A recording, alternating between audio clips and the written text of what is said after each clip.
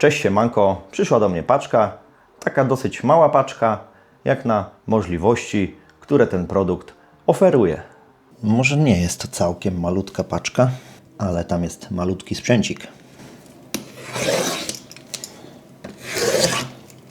Sojo Mini PC zaplombowane M4 plus 2, 16 GB pamięci RAM plus 512 GB pamięci wewnętrznej, karta gwarancyjna, 12 miesięcy gwarancji, instrukcja użytkowania. Coś tam rozumiem. I tutaj jest właśnie ten sprzęcik. Nie mogłem się trochę doczekać na niego. I to jest właśnie ten mały sprzęcik. I to jest cały komputer. Quick Settings Button Description. Press Delete to Enter BIOS Setup. Press F7 to Enter Boot Options menu. BIOS settings are risky. Please turn on this label before using this product. Tutaj mamy wejście DisplayPort, mamy HDMI, mamy USB do zasilacza, wejście LAN. Tutaj mamy USB i mini jacka. No i mamy włącznik i wyłącznik. Prezentuje się fajnie, ale to nie chodzi o to, jak się to prezentuje, tylko czy to będzie śmigać. Co tam dalej mamy w tym pudełeczku? Takie śrubeczki, przewodzik HDMI, to jest chyba uchwyt, żeby go sobie przykręcić na przykład do ściany, zasilacz, no żeby go zasilić, bo bez prądu działać nie będzie. Tutaj mamy taki przełącznik, myślałem, że to jest przełącznik jakiś, a to jest po prostu otwieranie klapki. No i mamy tutaj dysk 512 GB i pamięć RAM 16 GB. Komputerek jest lekki, nie będę go rozbierał, nie będę go rozkręcał, bo nie mam takiej potrzeby. Sobie klapeczkę zamykamy, blokujemy i jest elegancko. Wczoraj podłączyłem sobie to do telewizora, żeby sprawdzić, czy w ogóle działa. Działa elegancko, Windows 11 tam jest, normalnie się odpala, normalnie działa. Więcej nic nie testowałem, bo ten Windows i tak stąd wylatuje, bo tutaj będzie wlatywał Proxmox. Proxmoxa wcześniej już sobie postawiłem i postawiłem sobie na Proxmoxie wirtualną maszynę i na tej maszynie postawiłem sobie Home Assistanta. No i to wszystko śmiga. Mam skonfigurowany tunel w Cloudflare, przez co mogę się dostać z każdego miejsca na świecie do swojego Home Assistanta w domu. No aczkolwiek z tamtym obecnym serwerem mam problemy, a w sumie Wam powiem, o co chodzi. No i tutaj jest mój serwer, podpięty stary laptop. Ten laptop nie ma baterii, cały czas na ładowarce. Bateria ta od BIOS-u jest zepsuta już, nie chce mi się go rozbierać, żeby to wymienić, także nie robiłem tego. Kwestia jest taka, że po restarcie, jak na przykład zniknie prąd, albo po prostu jak się sam wyłączy, ustawiłem, żeby startował od nowa, żeby Proxmox też startował od nowa, żeby się nie gasił, jak zamknę ekran, no i to działa. Ale problem jest taki, że traci datę laptop, no i wyskakuje komunikat, że jest data nieprawidłowa, przez co on się dalej po prostu nie uruchomi. W sumie było to tylko zrobione dla testu, żeby sprawdzić, czy poradzę sobie z konfiguracją tego i czy w ogóle to będzie śmigać. Początkowo miał być tylko Home Assistant, ale można tam postawić wiele więcej rzeczy, no bo jak już mamy swój własny serwer, no to możemy zrobić praktycznie wszystko.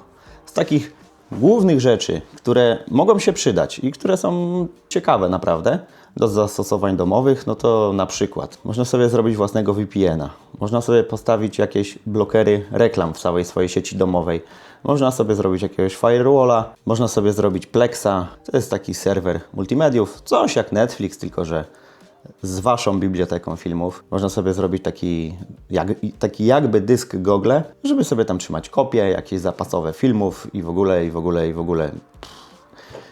Liczba pomysłów jest w zasadzie nieograniczona. Dlatego jak szukałem takiego już komputerka, no to szukałem, żeby miał troszkę więcej pamięci RAM i żeby procesor był jakiś troszkę nowszy. O, troszkę potaniało. Ja za swój komputerek dawałem jakoś 580 zł z kodem rabatowym. Linki będziecie mieli w opisie, ale możecie też wejść na radosławny.pl/polecam i tam linki też znajdziecie. Zastanawiałem się też nad takim, nie wiem jak to się czyta, Mylse. Tutaj jest tej pamięci 12 GB, tam tej pamięci mam 16 GB, więc DDR5 na pewno szybsza, aczkolwiek jednak 4 GB jest jej mniej. Wcześniej zastanawiałem się nad Soyo M4 Pro, też 16 GB RAMu, też N150, tylko że w ostatniej rewizji coś spierdzielili i problem jest taki, że wentylator chodzi cały czas na pełnych obrotach, nie idzie go ani zwolnić, ani wyłączyć,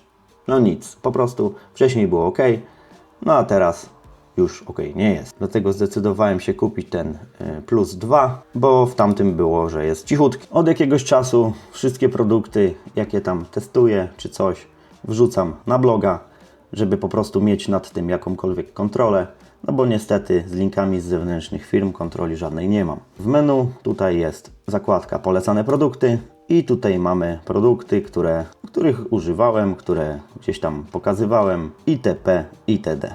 Tutaj macie nawet możliwość pobrać sobie miniaturę, wklejacie link filmu z YouTube'a, klikacie pobierz miniatury, pokażę Wam jakie są możliwe do pobrania.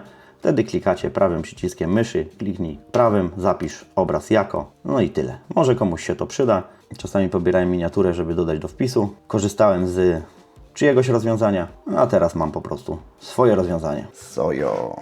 Mamy bardzo dużo wejść USB, także można sobie podłączyć nawet jakiś zewnętrzny dysk i sobie na przykład trzymać tam jakieś kopie filmów, zdjęć, czy nawet sobie swoją bibliotekę jakąś utworzyć. Zastanawiałem się, czy przenosić Proxmoxa razem z Home Assistantem z tamtego laptopa, ale stwierdziłem, że lepiej to zrobię od nowa. Będę miał po prostu czystą, świeżą instalację, no a tamta instalacja może być zaśmiecona, no bo jednak pierwszy raz to stawiałem, no i jak już robić porządnie, to robić porządnie. No i moja przygoda z Soyo dobiega końca, leci z powrotem do Chin. Jeden dzień działało i przestało. A co się stało? Pierwsza rzecz to od dotykania normalnie się rozmazała ta naklejka na dole. Ale to nie o to chodzi. Pierwszego dnia jak to przyszło, podłączyłem to sobie pod HDMI, podłączyłem sobie pod telewizor, wszystko śmigało. Na drugi dzień chcę to podłączyć, no signal. Mówię, o kurde, co się stało? No to podłączę pod monitor. Podłączyłem, no signal. Mówię, to podłączę pod drugi monitor. No signal.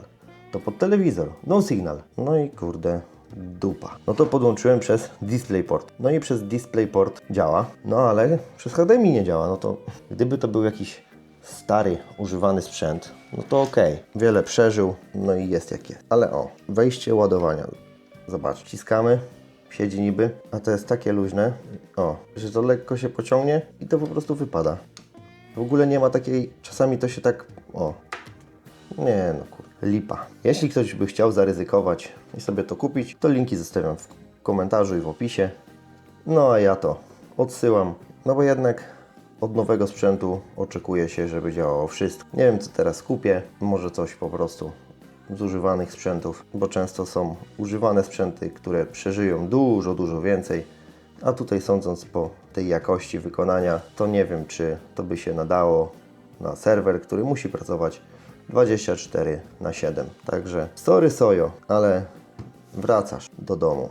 No nie do domu, nie, bo akurat wraca do Niemiec, a jego dom to jest w Chinach. Także niestety ten zakup nie do końca udany. Na szczęście jest darmowy zwrot, także nie ma problemu. Wczoraj napisałem o co chodzi i dzisiaj już dostałem etykietę, żeby to wysłać. Bez żadnych tam negocjacji ani nic, także chyba wiedzą, że to jest gówno. Dobra, do zobaczenia w kolejnych filmach. Trzymajcie się ciepło. Hej!